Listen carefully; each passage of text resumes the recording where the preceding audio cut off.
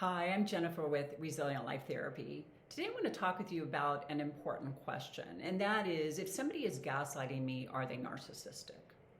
So we can talk about the idea of gaslighting, and in its purest and most distilled version, where the term originally came from, the movie Gaslight, that is when somebody maliciously and intentionally tries to make you doubt your own reality, tries to convince you that you don't know what you know.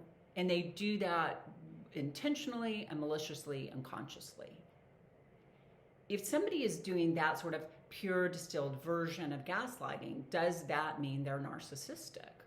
Well, there's a good chance they might be because narcissists love to weaponize that.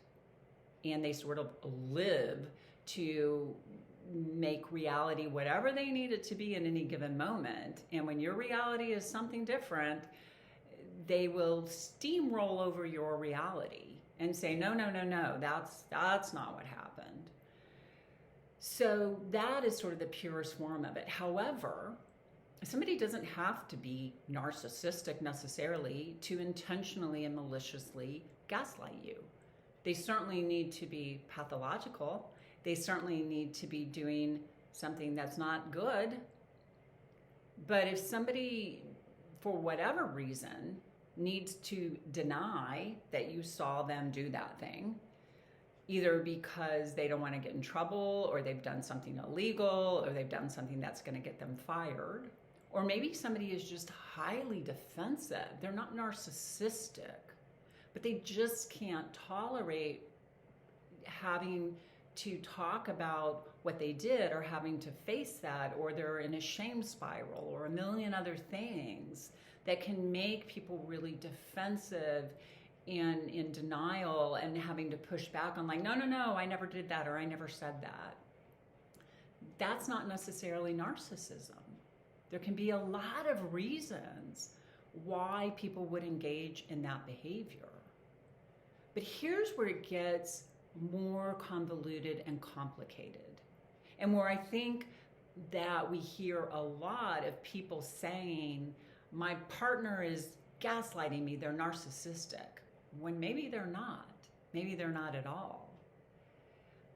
Because I think what happens, this gets into an interesting and very complex conversation about how memory works and how emotions impact our reality. Reality is basically subjective. We certainly know that memory is not what we think it is.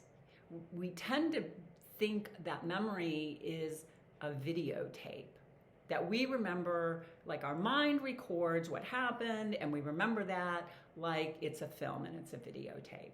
And what we know to be true about memory is that's not true at all. Memory is much more complicated and much more subjective. And I could spend 3 hours talking about memory, and nobody wants that business. So let's not do that. But just to say that memory is actually, I call it sort of snapshots of emotional resonance. Our emotional experience really impacts how we remember things, what we remember. We know that memory changes over time. We also know that two people can be involved in the same exact incident together at the same time, but have really different and disparate memories of that same event. And we know this from psychological research, but also think about it. If you have a family member and you guys are talking about a memory of the past, and you might say, oh yeah, when that thing happened and we were living at that house, and your sibling is like, we weren't living at that house, we were living at that house. It's kind of crazy.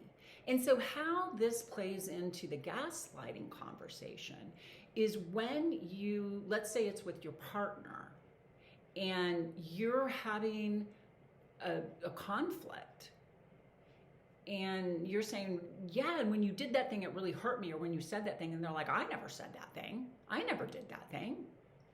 And then you're saying, you're gaslighting me, right? And we hear it a lot from people. My partner's gaslighting me. They're narcissistic. Well, number one, were they really gaslighting you? Or do you guys actually probably have truly different experiences and memories of the same event? And then we can get into a really complicated conversation of what is or isn't gaslighting. Does it need to be in the purest form, intentional, conscious, and malicious? Or is gaslighting anytime you're having an experience of you're making me doubt my own reality? So that's a convoluted and interesting and complex conversation. But what's most important about it is to realize, even if you want to say that's gaslighting and you experience it as gaslighting, and that's exactly what it will feel like, it in no way, shape, or form means that your partner is narcissistic when they're doing that. Will a narcissistic partner gaslight you? Absolutely. But that's not what I'm talking about here. I'm talking about in the normal course of relationship, in the normal course of conflict, we are going to have these sort of disparate realities all the time. It does not mean somebody's narcissistic. And again, even if it is intentional and malicious, that also doesn't necessarily mean the person doing it is narcissistic. I hope that this has been a video that has caused you to maybe think about things.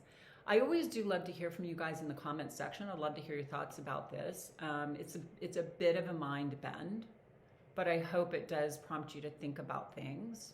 I think it's really important to have a conversation about what narcissism is, what it isn't, all the behaviors attached to that, the dynamics attached to that.